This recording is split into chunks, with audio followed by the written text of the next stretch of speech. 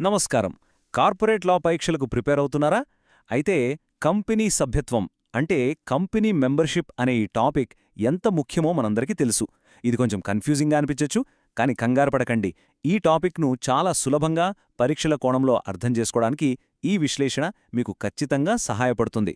పదండి ఇక మొదలుపెట్టేద్దాం. సరే, మొదట్లోనే పరీక్షల్లో చాలామందిని కన్ఫ్యూజ్ చేసే ఒక ప్రశ్నతో స్టార్ట్ చేద్దాం. మెంబర్ అంటే సభ్యుడు, మరియు షేర్ హోల్డర్ అంటే వాటాదారుడు. ఇద్దరూ ఒకటేనా, లేక ఏమైనా తేడా ఉందా? వినడానికి ఒకేలా అనిపించినా చట్టం ప్రకారం వీటి మధ్య ఒక ముఖ్యమైన తేడా ఉంది. ఆ తేడా ఏంటో తెలుసుకుంటేనే ఈ చాప్టర్లో సగం విజయం సాధించినట్టు. ఈరోజు మనం ఒక కంపెనీ మెంబర్ యొక్క జీవిత చక్రాన్ని చూడబోతున్నాం. అసలు సభ్యుడు అంటే ఎవరు అనే దగ్గర మొదలుపెట్టి, ఎలా సభ్యుడుగా అవుతారు, వారి హక్కులు బాధ్యతలు ఏంటి, చివరికి సభ్యత్వం ఎలా ముగుస్తుందో స్టెప్ బై స్టెప్ తెలుసుకుందాం. ఈ ప్రయాణం పూర్తయ్యేసరికి ఈ టాపిక్పై మీకు పూర్తి క్లారిటీ వచ్చేస్తుంది. రైట్, మన ప్రయాణంలో మొదటి అడుగు. పునాది బలంగా ఉంటేనే కదా బిల్డింగ్ నిలబడేది. అలాగే అసలు చట్టం ప్రకారం సభ్యుడు లేదా మెంబర్ అనే పదానికి అర్థమేంటో స్పష్టంగా తెలుసుకుందాం. ఇక్కడ చూడండి, ఇదే చట్టపరమైన నిర్వచనం. పరీక్షల కోసం మనం గుర్తుపెట్టుకోవాల్సిన అత్యంత కీలకమైన పదం సభ్యుల రిజిస్టర్.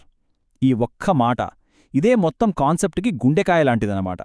సింపుల్గా చెప్పాలంటే, ఎవరి పేరైతే ఆ రిజిస్టర్లో ఉంటుందో వాళ్లే మెంబర్. అవును, ఈ రిజిస్ట్రే అంతా. దీన్ని ఒక దేశ పౌరసత్వ రిజిస్టర్తో పోల్చవచ్చు. ఒక వ్యక్తి ఆ దేశ పౌరుడా కాదా అని ఎలాగైతే ఆ రిజిస్టర్ చెబుతుందో, అలాగే ఒక వ్యక్తి కంపెనీలో సభ్యుడా కాడా అని ఈ రిజిస్టర్ చెబుతుంది. పేరు అందులో ఉంటేనే చట్టబద్ధంగా సభ్యులు, లేదంటే ఎన్ని షేర్లున్నా సరే చట్టం దృష్టిలో సభ్యులు కారు. ఈ పాయింట్ చాలా ముఖ్యం. ఇప్పుడు మనం మొదట అడిగిన ప్రశ్నకు సమాధానం చూద్దాం. సభ్యుడు అనే కాన్సెప్ట్ చాలా పెద్దది. వాటాదారుడు అందులో ఒక భాగం. షేర్ క్యాపిటల్ ఉన్న కంపెనీలో షేర్లు కొన్న ప్రతి ఒక్కరూ సభ్యులు అవుతారు. ఎప్పుడు? వాళ్ల పేరు సభ్యుల రిజిస్టర్లో ఎంటర్ చేసినప్పుడు. కానీ గ్యారంటీ కంపెనీ లాంటి వాటిలో షేర్లుండవు, కాని సభ్యులుంటారు. అందుకే ప్రతి వాటాదారుడు సభ్యుడే, కాని ప్రతి సభ్యుడు వాటాదారుడు కాకపోవచ్చు. ఇది పరీక్షలో అడగడానికి చాలా ఆస్కారమున్న పాయింట్. జాగ్రత్తగా గుర్తుపెట్టుకోండి. సరే, సభ్యుడు అంటే ఎవరో మనకు తెలిసిందే. మరి ఒక వ్యక్తి కంపెనీలో సభ్యుడిగా ఎలా మారతాడో? ఇందుకు చట్టం కొన్ని అధికారిక మార్గాలను చూపించింది. అవేంటోకిప్పుడు చూద్దాం. ఇవే ఒక కంపెనీలో సభ్యత్వం పొందడానికి ఉన్న ప్రధాన దారులు. కంపెనీ స్టార్ట్ చేసినప్పుడు మెమోరాండంపై సంతకం చేసినవాళ్లు, కంపెనీ కొత్తగా షేర్లు ఇచ్చినప్పుడు తీసుకున్నవాళ్లు, వేరేవాళ్ల నుండి షేర్లు కొన్నవాళ్లు, లేదా వారసత్వంగా పొందినవాళ్లు. ఇలా ఏ దారిలో వచ్చినా చివరికి చేరాల్సిన గమ్యం ఒకటే, అదే సభ్యుల రిజిస్టర్. పేరు అందులో నమోదైతేనే సభ్యత్వం అధికారికంగా మొదలైనట్టు లెక్క.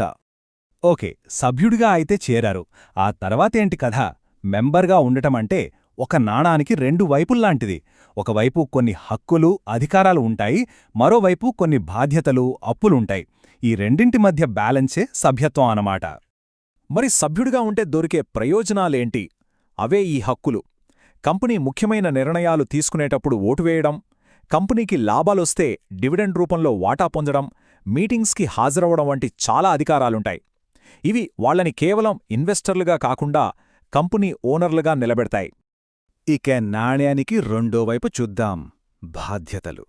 ఇక్కడే కార్పొరేట్ చట్టంలో చాలా ముఖ్యమైన లిమిటెడ్ లయబిలిటీ అంటే పరిమిత బాధ్యత అనే కాన్సెప్ట్ వస్తుంది. అంటే సాధారణ పరిస్థితుల్లో ఒక సభ్యుడి బాధ్యత తను కొన్న షేర్ల పూర్తి విలువ చెల్లించడంతోనే ముగుస్తుంది. కంపెనీకి ఎన్ని అప్పులున్నా సభ్యుల వ్యక్తిగత ఆస్తుల జోలికి రాలేరు. అయితే మోసంలాంటివి చేస్తే మాత్రం ఈ రక్షణ ఉండదు. మనం మొదటినుంచి పదే పదే చెప్పుకుంటున్నాం, సభ్యుల రిజిస్టర్ చాలా ముఖ్యమని. ఇంతకీ ఒకవేళ కంపెనీ ఆ రిజిస్టర్ను సరిగ్గా మెయింటైన్ చెయ్యకపోతే ఏమవుతుంది? దాని పర్యవసానాలు చాలా సీరియస్గా ఉంటాయి. ఒక్కసారి నంబర్ చూడండి, 3 లక్షల రూపాయల వరకు జరిమానా. అంతేకాదు, ఆ తప్పుని సరిదిద్దనంత కాలం ప్రతిరోజూ అదనపు ఫైన్ పడుతూనే ఉంటుంది. దీన్ని బట్టి అర్థం చేసుకోవచ్చు చట్టం ఈ రికార్డు నిర్వహణకు ఎంత ప్రాధాన్యత ఇస్తుందో. ఇది కేవలం నిర్లక్ష్యం కాదు, తీవ్రమైన ఉల్లంఘన. ప్రయాణానికి ఒక ఆరంభం ఉన్నట్టే ఒక ముగింపు కూడా ఉంటుంది గదా. ఇప్పుడు మనం సభ్యుడి జీవిత చక్రంలో చివరి దశకొచ్చేశాం.